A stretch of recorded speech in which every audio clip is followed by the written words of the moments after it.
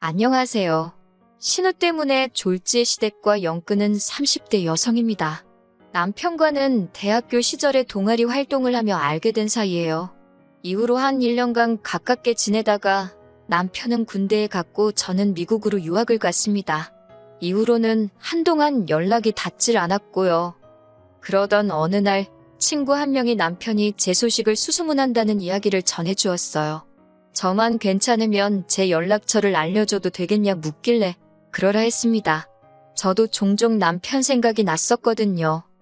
그렇게 연락이 닿은 남편은 어느새 어엿한 직장인이 되어 있었습니다. 대한민국에서 몇 손가락 안에 드는 대기업 인사팀에서 일하고 있더라고요. 당시 저는 서울에 있는 상급종합병원 기획팀에서 근무하고 있었고요. 이후로 매일같이 남편이 연락을 해왔습니다.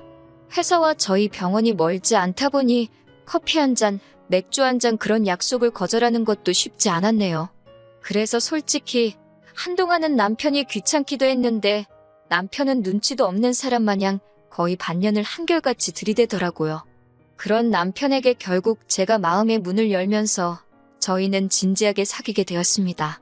이후로 2년의 연애 끝에 남편이 프로포즈를 해왔지요. 남편의 부모님, 그러니까 저희 시부모님은 작은 식당을 운영하셨습니다. 하지만 남편과 제가 한창 연애 중이던 시기에 여러 가지 사정으로 식당을 접으셨지요. 남편 말로는 노후 준비는 그럭저럭 되어 있다 했는데 솔직히 지금 생각엔 언젠가는 시댁으로 목돈이 들어갈 일이 생길 수도 있겠다 싶어요. 식당을 접으신 이후 지금은 별다른 일은 하지 않고 계십니다.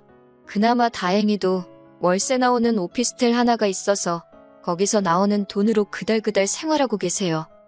남편에게는 3살 어린 여동생도 한 명 있는데 신우에 대해서는 할 말이 많기도 하고 없기도 합니다. 무슨 뜻이냐면 솔직히 저는 저희 신우만큼 운이 좋다고 해야 하나? 아무튼 신우 같은 사람은 본 적이 없어요. 운이라고 표현하는 게 적절한지는 모르겠지만 얼굴 하나는 참 예쁘장하거든요. 남편 말로는 손을 좀 봐서 그런 거라지만 원래도 예뻤으니 성형을 해서 더 예뻐진 거 아니겠어요? 그런데 문제는 신우도 자기가 예쁜 걸 알아서인지 그 예쁜 얼굴 하나만 믿고 살았습니다. 그렇다고 정말 무슨 연예인을 할 정도는 아닌데 그래도 신우가 말하기를 자기 얼굴 정도면 차비만 들고 다녀도 밥 먹고 술 먹고 사는데 아무 지장이 없다대요. 아무튼 신우는 미래에 대한 걱정이 없는 건지 뭔가 배우려는 의지도 없고 일을 해서 돈을 벌어야겠다는 생각도 안 했습니다. 그래도 재주라고 해야 하나 곧잘 주변 남자들한테 명품 가방이나 신발 같은 걸 선물 받아 와서는 그걸 팔아서 생활비는 충당을 하더라고요.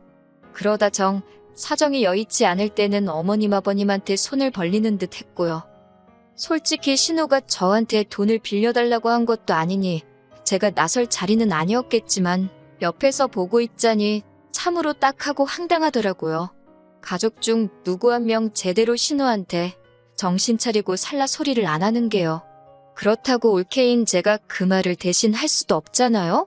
여러 가지로 불쌍한 인생이다 생각하고 관심을 끊고 살려고 했네요. 그런데 공도 구르는 재주가 있다더니 지난 가을이었습니다. 하루는 뜬금없이 신우가 시집을 가겠다 하더라고요. 그제서야 남편이 하는 말이 자기는 벌써 밖에서 한번 만나봤다는데 결혼하겠다는 남자가 너무 괜찮은 사람이더랍니다. 사업을 하는 남잔데 듣자 하니 남자 쪽 부모도 꽤나 돈 좀 있는 것 같다면서 자기 여동생이지만 어떻게 그런 사람을 꼬셨는지 재주도 좋다고 그러더라고요. 같은 여자로서 그런 신우를 질투했냐고 물으신다면 전혀요. 오히려 진심으로 잘됐다. 이참에 어머님 아버님도 한시름 놓으시겠다고만 생각했네요. 하지만 얼마 지나지 않아서 신우가 남자에게 거짓말을 하고 있다는 사실을 알게 되었습니다. 하루는 신우가 술에 떡이 되게 취해서 저희 집에 찾아왔어요. 그리고는 한다는 말이 너무 힘들다며 엉엉 울더라고요. 철딱선이 없는 아가씨인 건 알았지만 갑자기 이렇게 찾아와서 주정을 부릴 정도면 어지간히 속상한 일이 있었는가 보다 싶어서 일단 남편이랑 같이 신우 이야기를 들어주었어요. 그런데 듣다 보니 가관이더라고요. 남자랑 처음 만나게 된 게 술자리인데 남자가 자기한테 관심을 많이 보이더래요. 그래서 잘 보이고 싶은 마음에 어디 여대를 나와서 지금 병원에서 근무한다고 그랬답니다. 알고 보니 대충 제가 했던 대학 이야기나 직장생활 이야기에 자기 멋대로 살을 붙여서 거짓말을 했더라고요. 그런데 며칠 전 남자 부모를 만나고 왔는데 그 부모도 대학이나 직장을 또 물어보더랍니다. 부모님은 뭐 하시는지, 돈은 얼마나 모아뒀는지 그런 것도요. 자기 거짓말이 눈덩이처럼 불어났다며 힘들어 죽겠다 하는데 달리해줄 말도 없고 그저 신우가 딱하고 큰일 났다 싶었지요. 신우 이야기를 하다 보니 다시 기억 하나가 떠오르는데 사실 저도 남편과 결혼할 때 양가 부모님의 축하만 받은 건 아니었어요. 저희 친정 부모님께선 사위감인 제 남편은 너무 마음에 드는데 사돈 될 사람들이 영 별로라며 아들 하나 대기업 다닌다고 목에 힘주는 꼴이 기가 차신다고요. 저희 부모님 입장에서 그런 말이 나올 만도 했던 게 어떻게든 조금이라도 더 도와주고 싶어 하셨던 친정부모님과 달리 시부모님께서는 지들 둘이 좋아서 하는 결혼에 부모가 뭐 도와줄 게 있냐며 둘이 알아서 하라고 하셨거든요. 그러면서도 받을 건 받아야겠다며 저한테 말도 안 되는 예단을 요구하셨고요. 당연히 저희 친정에선 난리가 났고 급기야 남편을 불러다 이 결혼은 허락 못한다 하셨습니다. 저도 친정부모님이 반대하는 결혼은 할 생각이 없었기에 남편에게 헤어지자 했었고요. 그러자 남편이 그 길로 저를 데리고 어머님 아버님을 찾아가 아들 팔아 장사하냐고 덤비더라고요. 저 없으면 자기도 살 이유가 없다면서 결국 어머님 아버님이 저와 저희 부모님한테 미안하다 하시면서 상황은 일단락되었습니다. 그리고 기왕 말이 나와서 말인데 남편이 저보다 연봉이 한 1,000만 원 정도 많은 건 사실이에요. 시간이 지나면 그 차이가 더 커질 수도 있겠지요. 하지만 일단 제 경우 병원이라는 데가 웬만하면 잘릴 일이 없어요. 게다가 친정이 경제적으로 유복한 편이거든요. 그래서 이래저래 따져보면 제가 손해면 손해지 절대로 남편이 손해보는 결혼은 아니었는데 그래도 어찌됐건 남편이 나서면서 양가 어른들도 한풀 꺾이셨고 이후로 저희 부부는 알콩달콩 잘 살고 있어요. 아무튼 저는 솔직히 신우가 자기가 한 거짓말을 감당하지 못하고 헤어지지 않을까 싶었어요. 그런데 이게 웬걸 얼마 전 신우가 상견례를 하기로 했답니다. 신우가 하는 말이 자기가 알아봤는데 일단씩만 올리고 나면 학벌이나 직장 속인 걸로는 이혼하기도 쉽지 않다고 하더래요. 솔직히 이때는 황당하기도 하고 신우가 좀 무섭기까지 하더라고요. 그렇지만 제가 무슨 정의의 사도도 아니고 신우의 결혼에 관해서는 실오라기 하나 얽히고 싶은 마음이 없었기 때문에 알아서 하겠거니 하고 내버려두는 쪽을 택했습니다. 신우의 상견례 날 신우가 저더러 같이 나가달랍니다. 학교나 병원 이야기가 나왔을 때 자기가 말실수라도 하면 어쩌냐고 저더러 옆에 있어 달래요. 저는 그건 못한다 했습니다.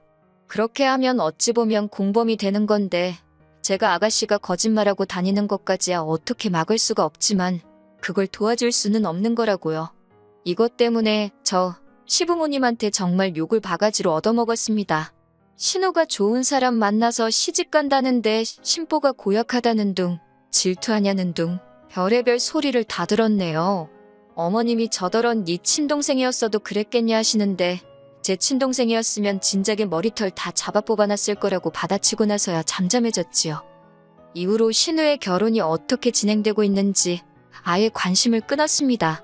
제가 솔직히 나설 자리도 아니고 하니 식을 올리기로 하면 청첩장이 나올 것이고 그러면 참석해서 축하나 해주면 되지. 그렇게 생각하자 했지요. 그런데 하루는 신우가 다급하게 연락을 해왔습니다. 저희 병원에는 직원들에 한해서 소개로 오는 가족이나 지인들에게 60%의 병원비를 할인해주는 제도가 있어요.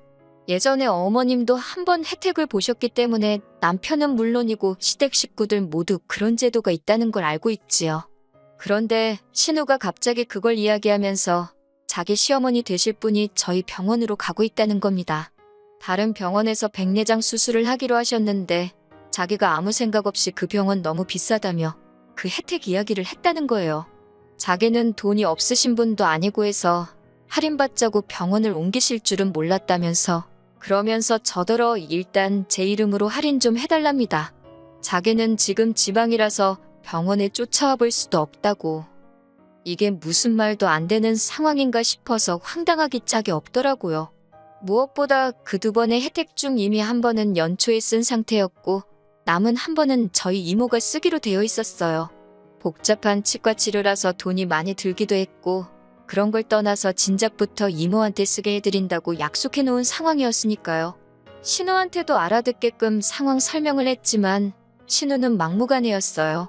자기가 시어머니 될 사람한테 개망신 당하기를 바라냐면서 저도 신우의 그런 태도에 화가 많이 났고 결국 개망신을 당해도 어쩔 수 없다. 내 입장에선 이모랑 한 약속이 더 중요하지. 이렇게 막무가내로 나오는 건 들어줄 수가 없다고 칼같이 선을 그었네요.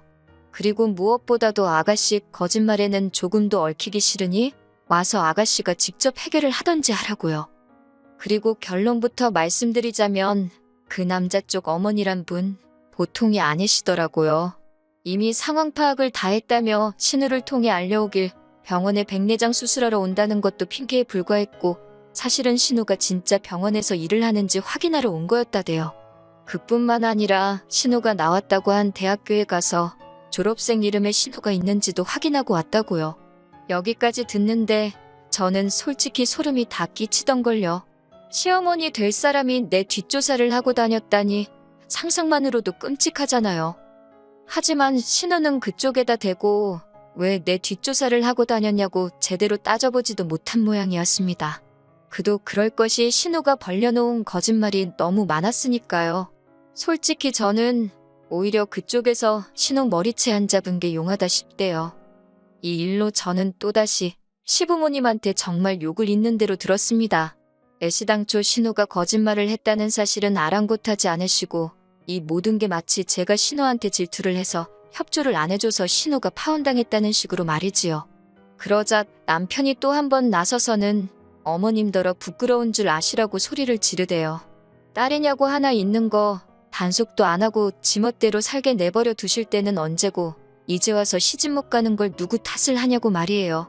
그러면서 남편이 이제 자기도 전부 다 포기라고 악을 썼습니다. 어머님 아버님한테도 실망이고 신우도 동생만 아니면 욕을 퍼부어 주고 싶다며 다들 정신 차릴 때까지 연락하지 말라고요. 저는 솔직히 남편이 제가 하고 싶은 말을 다 해줘서 고맙기도 했고 끼어들기 싫어서 그냥 가만히 듣고만 있었습니다. 그러자 얼마 뒤 그렇게 저를 못 잡아먹어 안달이실 땐 언제고 어머님이 한번 만나자며 연락을 해오셨어요. 하신다는 소리가 저희 친정의 이야기에서 어디 격리자리라도 하나 소개해주면 안 되냐입니다. 어이가 없어서 어머님께 신우한테 돈 관리를 맡기라니 고양이한테 생선을 맡기는 꼴이지 않냐고 되물었네요. 이후로 벌써 몇 달이 지났고 왕래는 없습니다. 가끔 신우가 죽는 소리 하느라 남편한테 전화는 하는 눈치더라고요. 그런데 남편의 단호한 태도를 제 눈으로 벌써 2번이나 봐서 그런지 별 걱정은 안 되네요. 앞으로도 남편만 믿으면서 살면 될 것 같습니다.